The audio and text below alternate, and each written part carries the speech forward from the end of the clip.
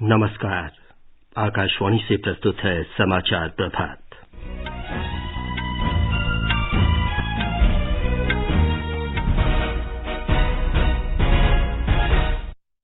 प्रधानमंत्री नरेंद्र मोदी ने कहा, सभी के लिए कोविड वैक्सीन उपलब्ध कराना सरकार की प्राथमिकता।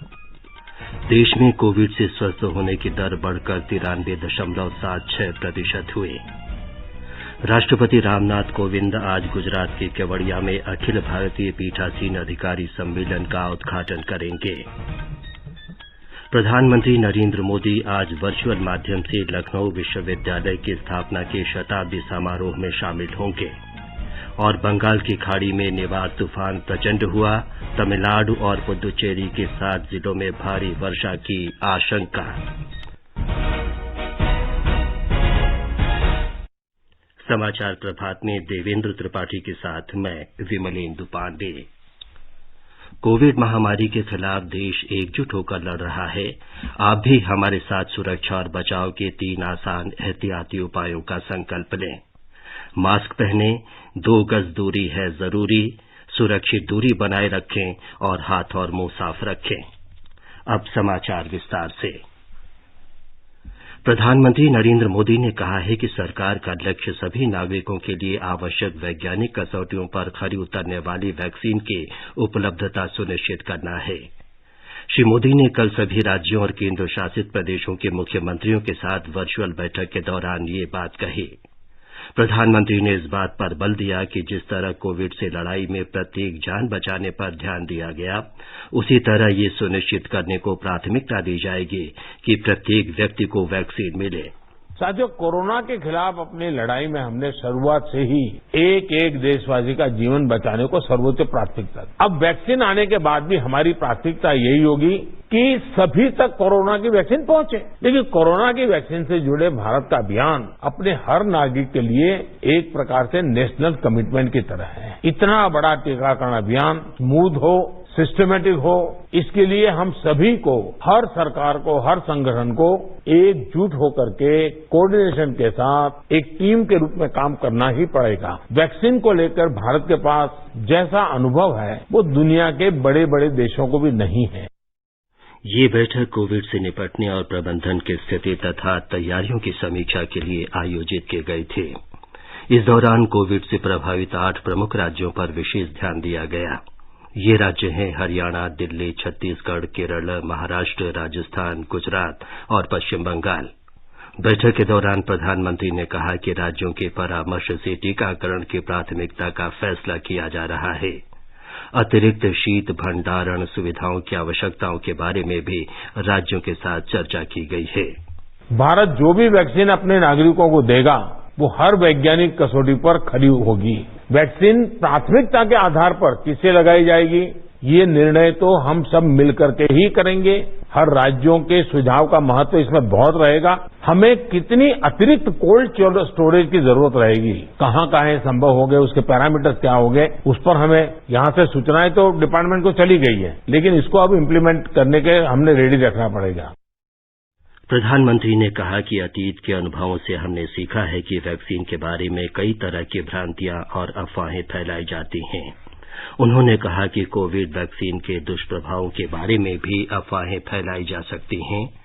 प्रधानमंत्री ने इस बात पर बल दिया कि नागरिक समाज, एनसीसी और एनएसएस के विद्यार्थियों तथा मीडिया सहित हर संभव मदद से व्यापक जागरूकता अभियान के जरिए इस तरह के प्रयासों पर अंकुश लगाया जाए।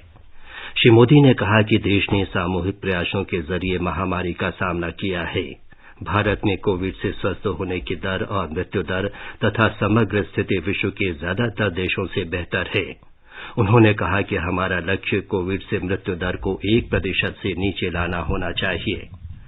प्रधानमंत्री ने जांच और उपचार सुविधा के नेटवर्क के विस्तार पर भी बल दिया। उन्होंने कहा कि पीएम केयर्स फंड के तहत ऑक्सीजन उपलब्ध कराने पर विशेष ध्यान दिया जा रहा है। आज रिकवरी रेट और फर्टिलिटी रेट दोनों ही मामलों में भारत दुनिया के अधिकतर देशों से बहुत संभली हुई स्थिति में। हम सभी के अथक प्रयासों से देश में टेस्टिंग से लेकर ट्रीटमेंट का एक बहुत बड़ा नेटवर्क आज काम कर रहा है। इस नेटवर्क का लगातार विस्तार भी किया जा रहा है। पीएम केयर्स के माध्यम से ऑक्सीजन और वेंटिलेटर्स उपलब्ध कराने पर भी विशेष जोर है। कोशिश ये है कि देश के मेडिकल कॉलेज और जिला अस्पतालों को ऑक्सीजन जनरेशन के मामले में सेल्फ सफिशिएंट बनाया जाए। इसलिए अभी 160 से ज्यादा नए ऑक्सीजन प्लांट्स के निर्माण की प्रक्रिया ऑलरेडी शुरू की गई है। पीएम केयर फंड से देश के अलग अलग अस्पतालों को हजारों नए वेंटिलेटर्स मिलने भी सुनिश्चित हुए हैं।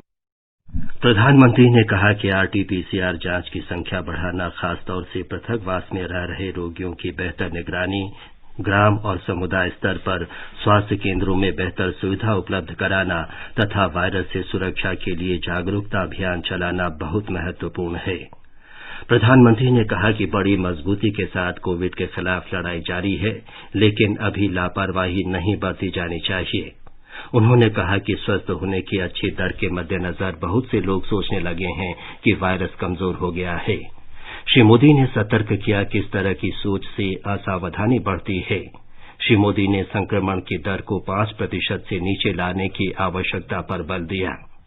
प्रधानमंत्री के साथ वर्चुअल बैठक में अन्य राज्यों के अतिरिक्त दिल्ली, राजस्थान, गुजरात, महाराष्ट्र, छत्तीसगढ़, पश्चिम बंगाल, हरियाणा, उत्तराखंड, आंध्र प्रदेश और तेलंगाना के मुख्यमंत्री भी शामिल हुए। गृह मंत्री अमित शाह, स्वास्थ्य मंत्री डॉक्टर हर्षवर्धन, कैबिनेट सचिव राजीव गौबा, स्वास्थ्य सचिव राजेश भूषण और नीति आयोग के सदस्य डॉक्टर वीके पॉल भी इस बैठक में उपस्थित थे। विज्ञान और प्रौद्योगिकी मंत्री डॉक्टर हर्षवर्धन ने कहा है कि कोविड जैसी वैश्विक चुनौतियों पर काबू पाने में वैश्विक सहयोग ही प्रमुख कुंजी है। शंघाई सहयोग संगठन के युवा वैज्ञानिकों के सम्मेलन को कल नई दिल्ली में वर्चुअल माध्यम से संबोधित करते हुए डॉक्टर हर्षवर्धन ने कोरोना महामारी सहित आम सामाजिक चुनौतियों के समाधान के लिए उनसे आगे आने और मिलकर काम करने का आह्वान किया। डॉक्टर हर्षवर्धन ने बताया कि भारतीय आयुर्विज्ञान अनुसंधान परिषद कोविड के टीकों के परीक्षण में शामिल है और भारत इसका टीका बनाने वाले सभी दावेदारों के टीकों का भी चिकित्सकीय परीक्षण कर रहा है। उन्होंने कहा कि भारत में लगभग 30 टीके विकसित होने के विभिन्न चरणों में हैं और उनमें से 2 सबसे उन्नत चरण में पहुंच चुके हैं। डॉक्टर हर्षवर्धन ने कहा कि कोवैक्सीन आईसीएमआर और भारत बायोटेक की साझेदारी से और Covishield serum institute of India द्वारा विकसित किए जा रहे हैं। देश में कोविड के 86 लाख से अधिक रोगियों के ठीक होने के साथ ही स्वस्थ होने की दर 93.76% हो गई है।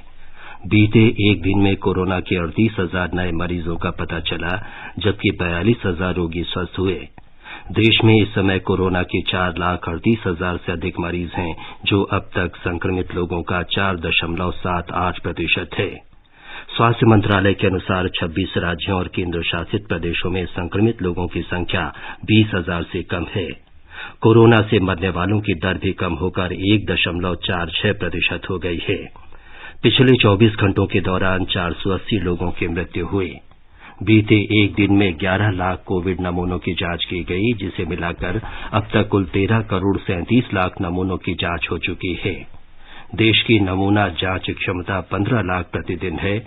2,134 प्रयोगशालाओं में इन नमूनों की जांच की जाती है। दिल्ली में पिछले 24 घंटों के दौरान कोविड के 6,224 नए रोगियों की पुष्टि हुई है। इसके साथ ही संक्रमित लोगों की संख्या बढ़कर 5,40,000 से अधिक हो गई है। दिल्ली सरकार ने कहा है कि इस दौरान 4,943 लोगों के स्वस्थ होने के साथ ही ठीक होने वालों की संख्या बढ़कर 4,93,000 से अधिक हो गई है। राष्ट्रीय राजधानी में कल 109 लोगों के मरने की पुष्टि के साथ मृतकों का आंकड़ा बढ़कर 8,621 हो गया है। इस समय 38,501 रोगियों का इलाज चल रहा है। मध्य प्रदेश के इंदौर, भोपाल, ग्वालियर, रतलाम, विदिशा और शिवपुरी सहित कई जिलों में पिछले एक सप्ताह से कोविड संक्रमण की उच्च दर बनी हुई है। हमारी संवाददाता ने बताया है कि मुख्यमंत्री शिवराज सिंह चौहान ने मास्क पहनना सुनिश्चित कराने के लिए अधिकारियों को कड़े निर्देश दिए हैं और उल्लंघन करने वालों के विरुद्ध आर्थिक दंड लगाने के भी निर्देश दिए। मध्य प्रदेश में कोविड-19 के मामलों की समीक्षा में पाया गया है कि प्रदेश में 3 नवंबर से कोरोना के एक्टिव केसेस दोबारा बढ़ने लगे हैं। एक्टिव केसेस की संख्या जो हफ्ते भर पहले 8,044 रह गई थी, अब बढ़कर 12,979 हो गई है। प्रदेश की औसत पॉजिटिविटी दर भी 5.5% हो गई है। वहीं प्रदेश में कोरोना रिकवरी रेट 91.8% तथा मृत्यु दर महज 1.6% है। मध्य प्रदेश में प्रति 10 लाख मरीजों पर परीक्षणों की संख्या 41,734 है। वहीं प्रदेश में कोरोना के कुल मरीजों में 59% मरीज होम आइसोलेशन में हैं। मुख्यमंत्री ने कोरोना नियंत्रण के लिए प्रत्येक जिले में नियुक्त किए गए प्रभारी वरिष्ठ अधिकारियों को निर्देश दिए हैं कि प्रदेश में एक बार फिर कोरोना संक्रमण बढ़ रहा है, इसलिए अपने जिलों में निरंतर निगरानी करें और कोरोना संक्रमण को हर हाल में रोकें। संजीव शर्मा, आकाशवाणी समाचार, भोपाल। बिहार में कोविड से स्वस्थ होने की दर 97.30 तक पहुंच गई है। ये दर राष्ट्रीय औसत से अधिक है। राज्य में रोगियों की संख्या निरंतर घट रही है। इस समय 5,016 मरीजों का इलाज चल रहा है। पिछले 24 घंटों के दौरान 746 रोगी स्वस्थ हुए हैं और 645 नए रोगियों की पुष्टि हुई है। अब तक 2,25,447 रोगी कोविड-19 से स्वस्थ हो चुके हैं। इस बीच छत्तीसगढ़ से हमारे संवाददाता ने बताया है कि कोविड संक्रमण की रोकथाम के लिए हवाई अड्डों पर सभी यात्रियों की जांच अनिवार्य रूप से की जाएगी। छत्तीसगढ़ सरकार के सामान्य प्रशासन विभाग ने प्रदेश के रायपुर और जगदलपुर विमानतल पर बाहर से आने वाले सभी यात्रियों की समुचित कोविड स्क्रीनिंग करने के निर्देश जारी किए हैं। इसके अनुसार सभी यात्रियों की विमानतल पर स्वास्थ्य जांच की जाएगी। कोरोना संक्रमण के लक्षण दिखने पर उन्हें प्रशासन द्वारा स्थापित आइसोलेशन केंद्र में रखा जाएगा। विदेश से आने वाले ऐसे यात्री जिनमें लक्षण नहीं होंगे, उन्हें भी रायपुर नगर निगम द्वारा निर्धारित पेड क्वारंटाइन केंद्रों में 14 दिनों तक रहना होगा। वहीं प्रदेश के राजनांदगांव जिले में कोरोना के बढ़ते संक्रमण को देखते हुए अब चौक चौराहों पर भी कोरोना की जांच की जा रही है। बिना मास्क लगाए घर से बाहर निकलने वाले लोगों के खिलाफ नगर निगम की टीम द्वारा जुर्माने की कार्रवाई भी की जा रही है। इस बीच प्रदेश में कोरोना संक्रमित मरीजों की संख्या 2,27,000 को पार कर गई है। विकल्प शुक्ला, आकाशवाणी समाचार, रायपुर। ओडिशा में कोविड से स्वस्थ होने वालों की संख्या बढ़कर 3,07,374 हो गई है। कल 648 रोगी उपचार के बाद स्वस्थ हुए। कल ही 642 नए रोगियों का पता लगने के बाद राज्य में कोरोना संक्रमित लोगों की संख्या 3,15,271 हो गई है।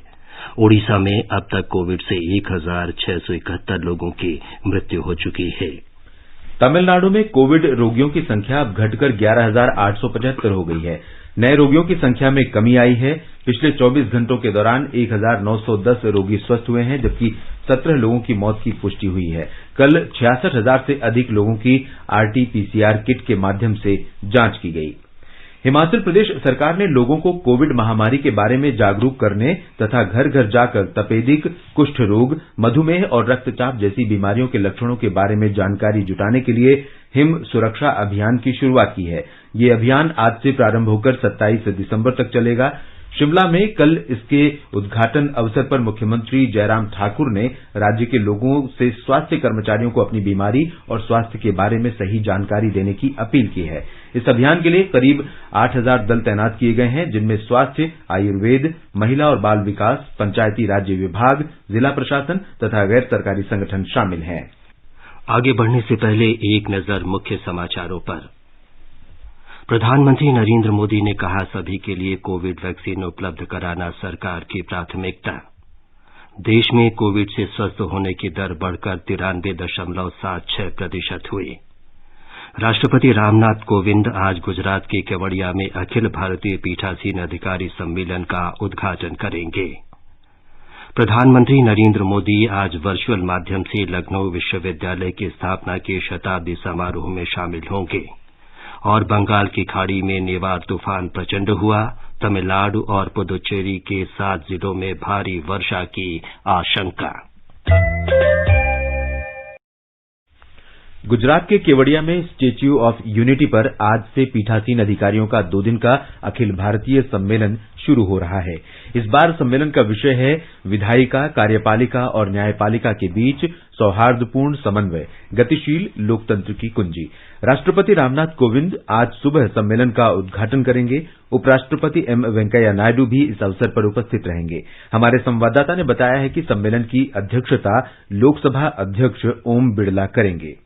इस वर्ष को पीठासीन अधिकारियों के सम्मेलन के शताब्दी वर्ष के रूप में भी मनाया जा रहा है। 1921 में अखिल भारतीय पीठासीन अधिकारियों के सम्मेलन की शुरुआत हुई थी। इतने सारे वर्षों में पीठासीन अधिकारियों का यह सम्मेलन लोकतांत्रिक प्रक्रिया को मजबूत करने के लिए नए अनुभवों और विचारों को साझा करने का एक श्रेष्ठ मंच बन चुका है। सम्मेलन के दौरान विधानमंडल के पीठासीन अधिकारियों भारतीय लोकतंत्र के 3 स्तंभों को मजबूत करके उन्हें ज्यादा प्रभावी बनाने के लिए बेहतर सहयोग समन्वय की आवश्यकता पर चर्चा करेंगे। सम्मेलन में विधानमंडल की संविधान के प्रति और कार्यपालिका की लोगों के प्रति जवाबदेही को प्रभावी ढंग से सुनिश्चित करने पर भी चर्चा होगी। इसमें विधानमंडलों के अनुशासित और व्यवस्थित तरीके से कार्य करने के बारे में भी चर्चा होगी। 2 दिन के सम्मेलन के दूसरे दिन 26 नवंबर को संविधान दिवस के उपलक्ष्य में प्रधानमंत्री नरेंद्र मोदी समापन सत्र को संबोधित करेंगे। इस दौरान प्रधानमंत्री की अगुवाई में सभी प्रतिनिधियों द्वारा संविधान की प्रस्तावना का सामूहिक रूप से पठन किया जाएगा। योगेश पंड्या, आकाशवाणी समाचार, अहमदाबाद। प्रधानमंत्री नरेंद्र मोदी आज शाम 5:30 बजे वर्चुअल तरीके से लखनऊ विश्वविद्यालय की स्थापना के शताब्दी समारोह में शामिल होंगे। वे विश्वविद्यालय की स्थापना के 100 साल पूरे होने की याद में एक सिक्का जारी करेंगे। प्रधानमंत्री इस दौरान भारतीय डाक विभाग की ओर से जारी विशेष डाक टिकट और विशेष आवरण का भी लोकार्पण करेंगे। इस कार्यक्रम में रक्षा मंत्री राजनाथ सिंह, उत्तर प्रदेश की राज्यपाल आनंदीबेन पटेल और प्रदेश के मुख्यमंत्री योगी आदित्यनाथ भी मौजूद रहेंगे। लखनऊ विश्वविद्यालय की स्थापना 1920 में की गई थी। प्रधानमंत्री नरेंद्र मोदी कल तीसरे वैश्विक नवीकरणीय ऊर्जा निवेश सम्मेलन और प्रदर्शनी री इन्वेस्ट का वर्चुअल उद्घाटन करेंगे। 3 दिन के इस सम्मेलन का आयोजन नवीन और नवीकरणीय ऊर्जा मंत्रालय कर रहा है। इसका विषय है टिकाऊ ऊर्जा अंतरण के लिए नवाचार। इस दौरान नवीकरणीय और भावी ऊर्जा विकल्पों पर चर्चा होगी। विनिर्माताओं, डेवलपर, निवेशक और नव प्रवर्तकों की प्रदर्शनी भी आयोजित की जाएगी।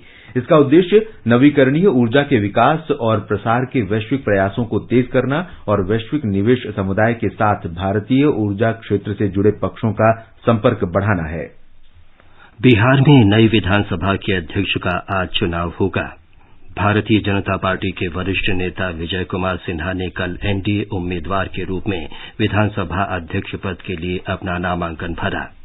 राष्ट्रीय जनता दल के नेता अवध बिहारी चौधरी ने भी महागठबंधन की ओर से पर्चा भरा है। उपराष्ट्रपति एम वेंकैया नायडू ने राज्यसभा सांसद अहमद पटेल के निधन पर दुख व्यक्त किया है। एक ट्वीट में श्री नायडू ने कहा कि अहमद पटेल एक अच्छे सांसद थे और उनका सभी राजनीतिक दलों के नेताओं से गहरा संबंध था। श्री नायडू ने उनके परिवार के लोगों के प्रति संवेदना प्रकट की है। प्रधानमंत्री नरेंद्र मोदी ने कांग्रेस नेता अहमद पटेल के निधन पर गहरा दुख व्यक्त किया है। एक ट्वीट संदेश में श्री मोदी ने कहा कि अहमद पटेल लंबे समय तक सार्वजनिक जीवन में रहे और समाज की सेवा की। श्री मोदी ने उनके पुत्र फैसल से भी बातचीत कर संवेदना प्रकट की। जाने माने शिया धर्मगुरु और all India Muslim personal law board के उपाध्यक्ष कल्बे सादिक का कल लखनऊ में निधन हो गया। वे 83 वर्ष के थे और लंबे समय से बीमार थे। मुख्यमंत्री योगी आदित्यनाथ ने जाने माने शिक्षाविद, इस्लामिक विद्वान और सांप्रदायिक सद्भाव के अग्रदूत मौलाना सादिक के निधन पर गहरा दुख व्यक्त किया है। उत्तर प्रदेश सरकार ने शादियों के लिए गैर कानूनी तरीके से धर्म परिवर्तन पर पाबंदी लगाने के लिए अध्यादेश को मंजूरी दे दी है। इसके तहत शादी करने के लिए बलपूर्वक या धोखा देकर अथवा दबाव डालकर कराए जाने वाले धर्म परिवर्तन के मामलों पर अधिकतम 10 साल की सजा का प्रावधान होगा। उत्तर प्रदेश विधि विरुद्ध धर्म संपरिवर्तन प्रतिषेध अध्यादेश 2020 के अनुसार अगर कोई व्यक्ति ये साबित नहीं कर पाता है कि महिला का धर्म परिवर्तन किसी दबाव, धोखे या लालच में या महज शादी करने के लिए नहीं कराया गया है तो उसे 1 से 5 साल तक की सजा हो सकती है। अगर महिला अनुसूचित जाति या अनुसूचित जनजाति के समाज से आती है या सामूहिक तौर पर धर्म परिवर्तन कराया गया है तो ऐसी दशा में कम से कम 3 साल और अधिकतम 10 साल तक की सजा और 50,000 रुपए जुर्माने का प्रावधान है। ऐसी शादियां शून्य घोषित कर दी जाएंगी। मंत्रिमंडल के फैसले के बाद मीडिया से बातचीत करते हुए सरकार के प्रवक्ता और मंत्री सिद्धार्थनाथ सिंह ने कहा कि अगर कोई युगल दूसरे धर्म में परिवर्तन करते हुए शादी करना चाहता है तो उसे संबंधित जिलाधिकारी के सामने 2 महीने पहले आवेदन देना होगा। उन्होंने कहा कि प्रदेश में 100 से ज्यादा बलपूर्वक धर्म परिवर्तन के मामले सामने आए हैं। सुशील चंद्र तिवारी, आकाशवाणी समाचार, लखनऊ। बंगाल की खाड़ी में उठा चक्रवाती तूफान निवार आज सवेरे भीषण तूफान में बदल गया। चेन्नई में मौसम विभाग ने बताया कि आज दोपहर तक ये और तेज हो जाएगा। देर शाम तक ये चक्रवात पुद्दुचेरी के पास कराईकल और मामल्लपुरम के बीच पहुंच जाएगा। इसके प्रभाव से 130 से 140 किलोमीटर प्रति घंटे की रफ्तार से आंधी चलने की संभावना है। चक्रवात को देखते हुए आज तमिलनाडु में सार्वजनिक अवकाश घोषित किया गया है। चक्रवात के रास्ते में पड़ने वाले सभी जिलों में राज्य के अंतर विभागीय दल तैनात किए गए हैं। निवार तूफान से निपटने में तमिलनाडु और पुद्दुचेरी की सहायता के लिए रक्षा सेनाओं ने तैयारी कर ली है। भारतीय तटरक्षक ने व्यापारिक और मछली पकड़ने के नौकाओं को समुद्र में सहायता पहुंचाने के लिए 4 निगरानी पोत तैयार रखे हुए हैं। चक्रवात से होने वाले नुकसान का जायजा लेने तथा प्रभावित इलाकों में निगरानी के लिए विशाखापट्टनम में 3 डॉर्नियर विमान तैनात हैं। भारतीय तटरक्षक ने तमिलनाडु और पुदुचेरी में प्रशासन की मदद करेंगे। नागपट्टनम और रामेश्वरम में भी इस तरह के दल चौकसी कर रहे हैं। जय सिंह, आकाशवाणी समाचार, चेन्नई। हमारे पुद्दुचेरी संवाददाता ने बताया कि निवार चक्रवात आज शाम तमिलनाडु और पुद्दुचेरी तटों को पार कर सकता है।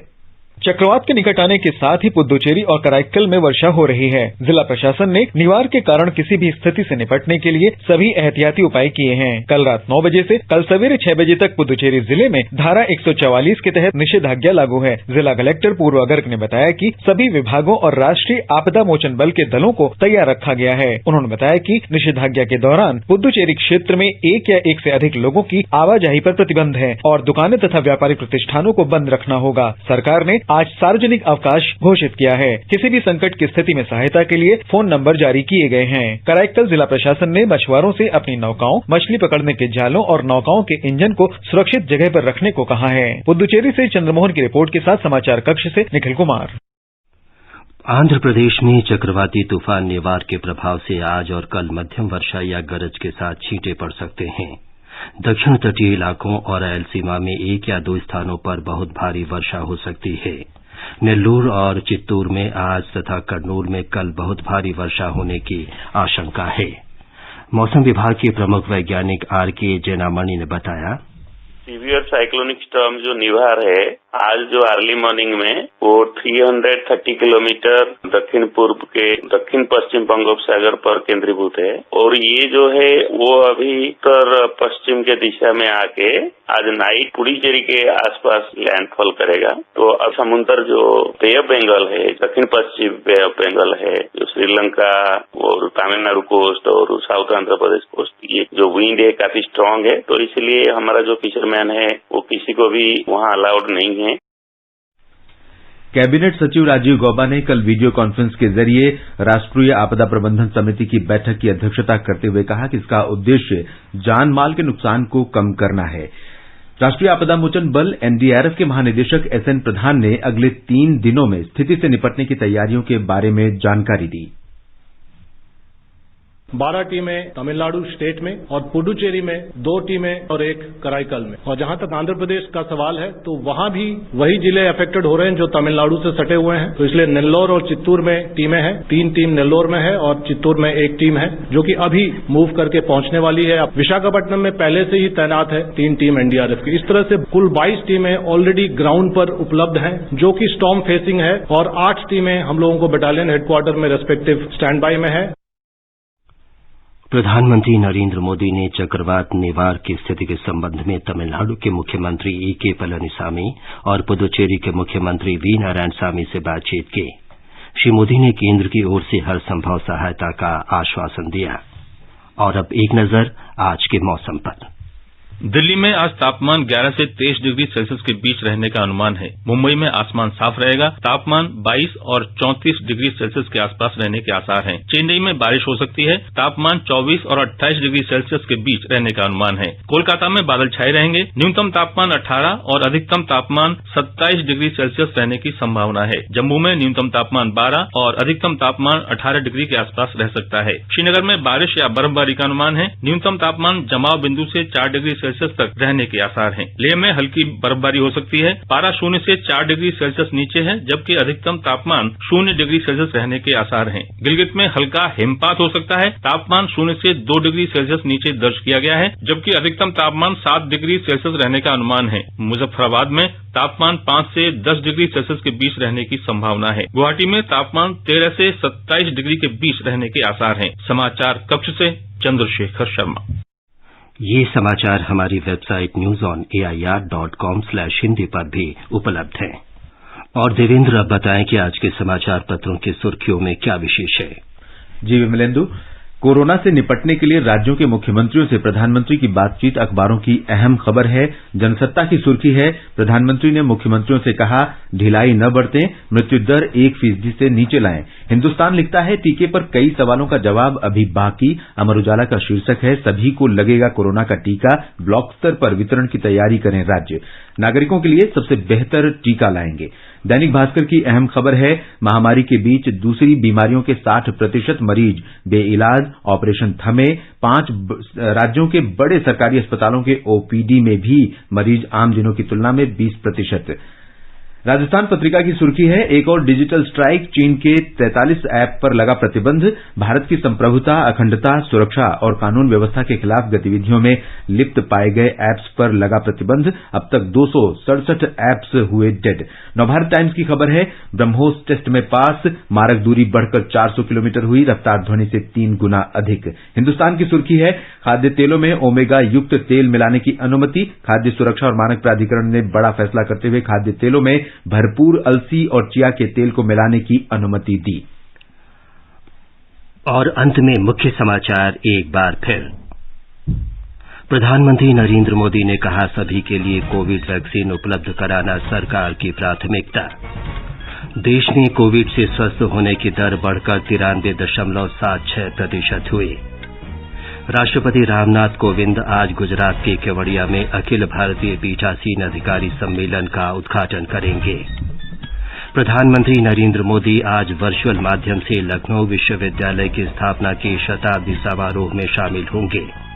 और बंगाल की खाड़ी में निवार तूफान प्रचंड हुआ, तमिलनाडु और पुदुचेरी के 7 जिलों में भारी वर्षा की आशंका। इसके साथ ही समाचार प्रभात का ये अंक समाप्त हुआ।